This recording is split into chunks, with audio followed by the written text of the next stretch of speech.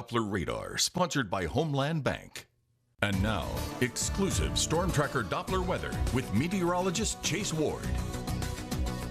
We are still tracking a strong line of thunderstorms making its way across southern Arkansas, and these storms do have a history of being severe, but looking like they're going to kind of stay more sub-severe as they move across southeastern sections of Arkansas and move right there along the Arkansas and the Louisiana border throughout the course of this morning. And we're also tracking more activity starting to pop up in northeastern sections of Louisiana, so definitely have the umbrella and rain jacket handy as you're heading out the door. Now, these storms are still producing quite a bit amount of cloud to ground lightning, so definitely don't be outdoors. If you have to be out traveling, just take it a little slow out on those roadways. Here's a live look at the Tower Place tower camera in Monroe, where we did have some reduced visibility. It has been a little bit foggy, but that's beginning to lift off a little bit, but we're still dealing with overcast conditions.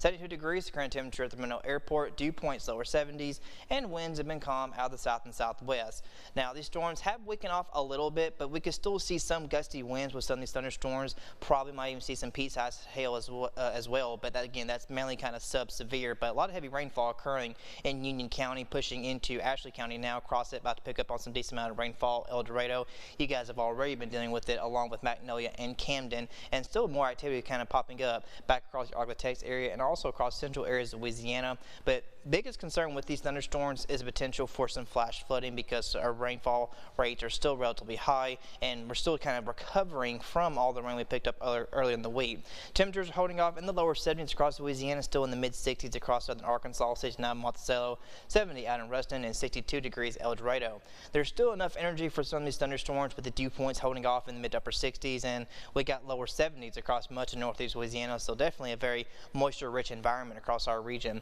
Mowing forecast, not really a great day to be doing anything outdoors, honestly, and that still continues throughout much of the weekend and going into Sunday and early parts of next week as the unsettled pattern expected to continue. We do have a frontal boundary up to the north, but it's going to weaken out, and we're going to kind of deal with that outflow as it weakens out, and even the remnants of that particular system could still, combined with daytime heating, allow for some patchy shower thunderstorms as the overall atmosphere across much of the deep south still remains relatively unstable. Then we have a new system that's going to form across central plains and then move across sections of the ArkLaTex through next Sunday, and so we continue with more chances of rain and thunderstorms. So as we finish out today, around 6 o'clock this evening, we'll continue to see more widespread activity. Again, flash flooding is still a potential risk with these thunderstorms, and then as we go later on to 9 o'clock tomorrow morning, we'll get a break from the rainfall. Some of the activity tomorrow expected to kind of stay spotty, more or less hit or miss, more prominent across parts of Arkansas. But next Sunday, expecting more activity to continue as we'll see more widespread activity, which again,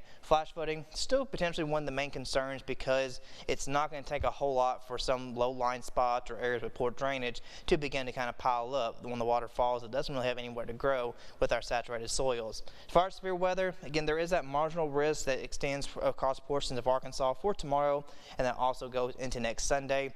Gusty winds, potentially maybe some small hail will be the primary risk, and of course models still pushing additional 1 to 2 inches, and some localized spots might be pushing near 3, and so thus that flash flooding risk exists, especially for this evening, and even a marginal risk even extends into Sunday of next week. Expecting high about 8 degrees for this afternoon. Tonight the temperatures will fall to the mid 60s with more chances of rain and thunderstorms.